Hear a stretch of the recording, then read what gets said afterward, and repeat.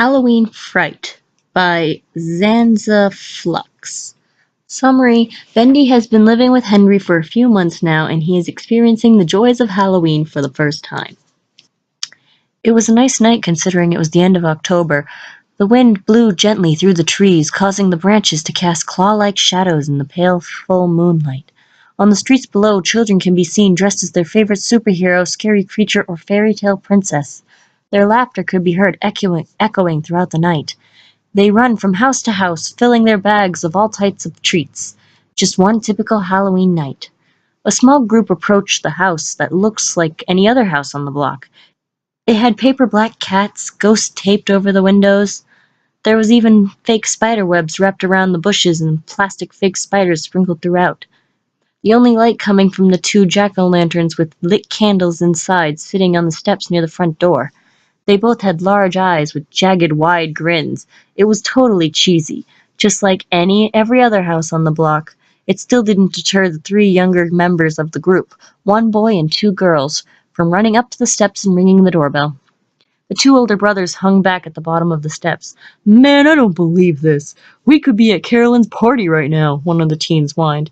He doesn't even bother to dress in a costume, feeling as though he was too old for this stuff. "I know what you mean, man. I can't believe my mom made me take the brats trick-or-treating instead of doing it herself." He pointed at the two little girls, dressed as some kind of princess he didn't know or care about. He huffed and crossed his arms over his black and white skull t-shirt and practically pouted. "Shit, I even tried to sneak out of the house, but my little bro ratted me out." He sent a heated glare at the boy dressed in a blue and gray Batman costume. Their younger siblings did their best to ignore them as they rang the bell for the third time. There were no lights on at all through the house. It was dark and very quiet. "Come on, squirts, there's obviously no one home. Let's get out of here. We'll all go to one more house, and then we're taking you home." The teen with the skull shirt let his arms fall to his sides as he tilted his head a little. There was someone moving towards the door. The entire group heard very heavy, muffled footsteps that got even louder as the person got closer to the front door. The teens shot each other nervous glances. Everyone watched as the wooden door slowly creaked open, and they were greeted by a pitch blackness of the home's interior.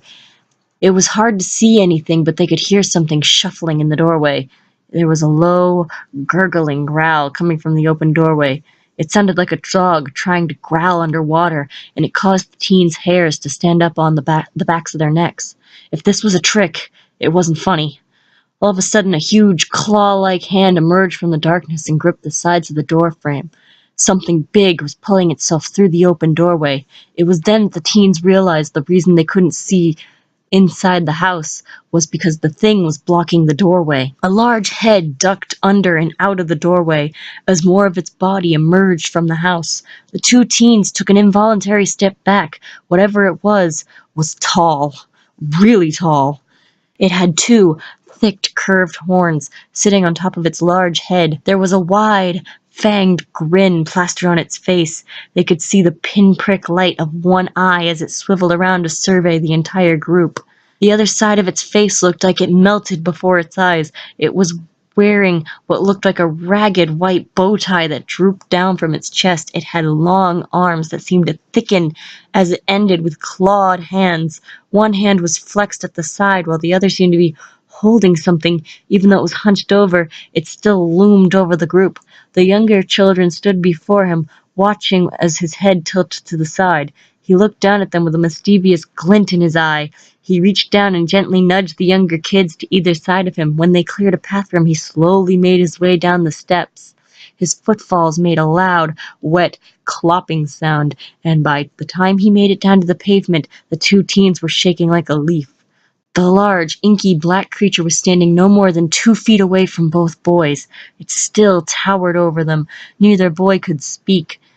Their minds seemed to have a hard time figuring out what exactly they were looking at. It growled something all of a sudden that made both teens jump. The smile on its face seemed to stretch even wider, if that were even possible. He leaned down until his large head was looming a few inches away from the frightened boys. He watched as beads of sweat began to form on their foreheads, and their eyes darted to and fro. He lifted one of his hands and playfully wiggled his claws near one of the boys' heads. It was amusing to watch their eyes grow as big as saucers as they tried to cringe away from his hand. He did this for a few seconds more before uttering a single, garbled word. Boo! That seemed to break whatever spell was keeping them glued to the pavement. They screamed and in their haste to run away bumped right into each other. It took everything in the large ink monster not to break out in disordered laughter right then and there. Watching the teens bumble around on the ground, crawling over one another before getting up and running down the block reminded him of old comedy skits he used to watch at the studio years ago. The sounds of laughter made him turn back towards the house. He could see the three little children running down the steps, smiles on their faces that made the prank worthwhile. "Oh my gosh, I didn't think my brother could run that fast," the boy dressed as Fat Man pointed down the street. "Did you see the way they bumped into each other? I wish I had my dad's Polaroid camera. That was too funny." The little princess was clutching her sides, having a hard time getting her laughter under control. The smallest child was standing behind her, clutching a teddy bear in one hand and clinging to her sister's dress with the other. She had a small smile on her face as she watched the others double over with laughter. "Hey, Bendy!" The ink demon lifted his head just enough to see Henry leaning against the doorway. The corner of his mouth lifted into an amused smirk. "Don't forget the candy, buddy." Henry watched as Bendy's large head bobbed up and down before he crouched down before the little kids. Bendy lowered his other hand just enough for the children to see the bowl full of candy. The superhero and princess both reached in and took a few pieces and dropped them into their bag. The smallest child grabbed onto Bendy's large fingers and stood on her tiptoes to reach inside the bowl. He just shook his head and lowered the bowl a little more to make it easier for her to reach. She looked up at him with a big smile on her face and then ran back to her sister's side.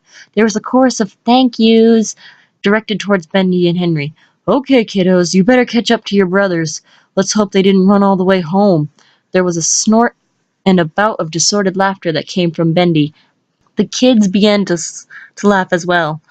"You're right. Come on, guys, let's go. Bye, Bendy. Bye, Mr. Henry." The three children ran down his walkway as they turned onto the sidewalk. They waved one last time before disappearing down the block.